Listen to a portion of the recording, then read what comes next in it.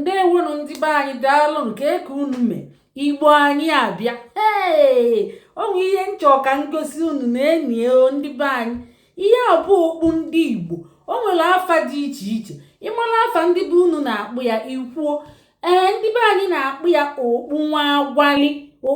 agwali unuflia onwe ndị na-akpụ ya okpu ata nwee ndị na-akpụ ya okpu agụ ke ndị na-ekpukeli okpu a onye mara onye na-ekpukeli okpu onye onwere ihe nchọ ka m kwuo n'ihe a bụ na ndị be anyị niile ọ nọ n'ụlọ na onye nọ na mba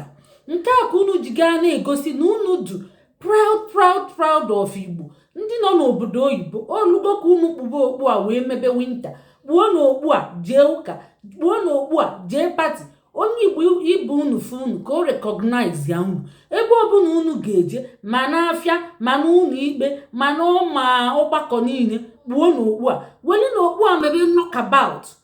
nya bụ okpu winta anyị na-ekpube ndị n'obodo oyibo oyi na-atụ especially na Canada ndị nọ na Canada na Scandinavian country kpuo n'okpu a ọ bụ okpu nwa agwali ka ndị be anyị na-akpụ ya kedu nke unu na-akpụ ya okpu a nwekwe nnukwute meaning ofe ka a ga-ekpu okpu a okpu a ọ na-abụ onwe ka esi ekpu ya onwe nke ị ga-ekpu ya ọyọrọpụ n'akụkụ na ọ na-ekene o gosi na obi dị gị aṅụrị ị na-eje ebe dị mma okpu akwa ịbịa kpụfee nya ụna o nwere ihe ọ na-egosikwa ka ihe ọ na-egosi ndị be anyị ihe nyọrapụ a na-asalutu onye ọbụla ọ ga-azụ kedu ihe ọ pụtara ndị be anyị azịza okpu a ịma na a na-edebe ya ebe a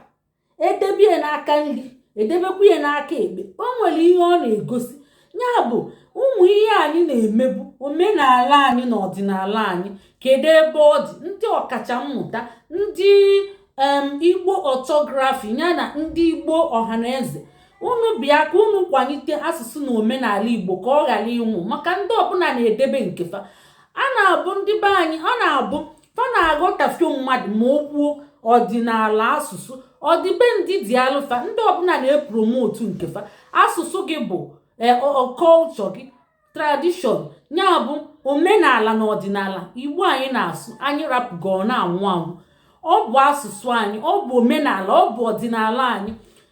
ije ọmụgwọ ọ bụkwa omenala ọ bụ ọdịnala ọ bụ omenala anyị omenala ndị dị ilifa ka esi agba nkwụ ka esi alụ di na nwunye ọ bụ omenala ọ bụ ọdịnala omenala ndị dị alụfa nke ndị efune ndị ọbụla na-eme nkefa na-echekwebe nkefa na-eproteti ya ịghọtago na preserve ya ka anyị ghara ime ka nke anyị kpochapụ maka ndị United Nations si na nke anyị ga-ekpochapụ n'oge na-adịrị anya ndị be anyị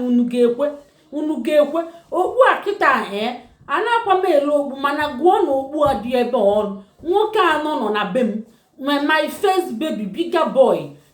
boy m ọ nọ n'ụlọ den diọkpala m 1 2 3 4 5 6 7 ọkwa unu fili ya ọ bụ mmadụ anọ nọ be m bụ nwoke ọ bụ mmadụ anọ nọ be m papa wefugodi aka ka m kọwachalụ ndị Igbo ihe biko emechichi kọwalụ m nke gị papa so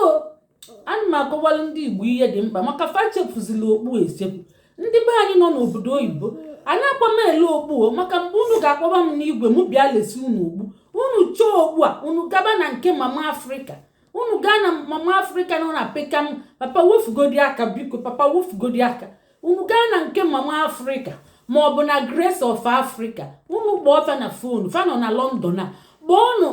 Grace of Africa ma ọ bụ Mother of Africa ọ nọ na High Street Peckham ebe ahụ ka fa nọ wee na-ele ọtụtụ ihe ndị Igbo biko onye akpọkwana m si m mụọ na ọchị igo ogbu maka ọ na-akwa afịa arụ unu kpọba papa wefugodi aka papa wefu aka ngwa bịa soro gwa ndị Igbo okwu bịa nọla ana ka ị soro gwa ndị Igbo okwu papa bịa nọla ebe ka ị soro gwa ndị Igbo okwu ọ na-abụ ụfọdụ mmechielu ndị ọrụ ndị employer promotion na fa chọrọ ka ndị fa ga-ewe n'ọrụ tinye nọmba fa tinye dia website ndị be anyị arapụzi ya nọmba etinye ma website bịa kpọba m na-ajụ m ajụjụ na-asị m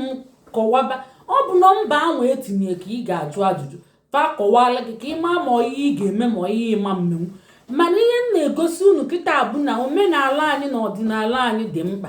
Ọkwa ịmụọ nwa mama gị na-abịa ọmụgwọ, ọ na-abịakwa ọmụgwọ ka ọ nara abịa ọmụgwọ, obi dịkwa gị mma, ọ dị gị mma. Ya bụ ọ bụrụ na obi dị gị mma, bido kwanyitebe asụsụ na omenala Igbo. Ịma na asụ ọnya na Igbo onye ọbụla atagheli anya si alụsị alụsị alụsị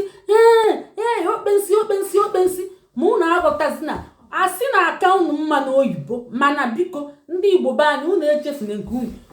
onye akịta abụọ ọdụdụ nwa ma o nwelie, di m nwelie, oke nwa m nwelie, agịdịgba nwa m nwelie, ya bụ Ebube Chukwu o nwelie, ifuru ya na enyi ya asaa ka ọ dịbe ma olu dị asatọ. Welu na okpu a fajie ọkwa unu si na unu bụ ndị Igbo ndị na-eme nganga, ndị fụrụ Igbo n'anya, ndị laikiri Igbo na-enyi ya. Oge elugo ka unu gosi ihe unu bụ. Ndị niile na-eme nkefa eji eme carnival, iluo ndị Brazil ma ndị niile ma ndị be Eliza fancha na-egositi ihe eji marafa, ejiri marafa. Nwere onye chọọ ka nke efu. Ọkwa ifuru ihe a unu na-eme na-abụ ụmụ na afọ oyibo yana na-asụ oyibo. Ihe unu na-akọwa indirect bụ na nke unu bụ adịrị unu mma, na n'ihe unu bụ adịrị unu mma, na ọ na-ewute unu nke ukwuu, na unu chọọ ifolo unu chọọ nya bụ ọ dịrọ mma ma ekwubie nya like na unu tụfuru nke unu weli nke mmadụ like onye gbachilibe mmadụ nya bụ be gị dị open ije fensi ebe mmadụ. Ọ bụ ihe ọ na-egosi, mana ọtụtụ amarịa ka anyị na-akọwala unu na-amụta. Unu echefukwana weli na okpu a achọrọ m ka unu were okpu a jebe ụka n'obodo oyibo niile unu na oyi na-atụ. Okpu a ofiti n'obodo oyibo, weli na ejebe ụka, weli na ya gaba n'ụzọ mebe winter cap, weli na ya mebe knockabout, weli na ejebe afịa, weli na ejebe ụlọ ikpe, weli na ya ịmakwanụ ihe a na-achụ ajọ mmụọ, iwelie kpuo n'isi ndị ajọ mmụọ agbafuo fa atụba gị egwu. Ịmakwa na ndị ọcha na-atụ ndị nwe strong culture egwu. Unu mara unu amara na ngwanụ ka emesịa papa elu akashira ka emesịa. Ndewo.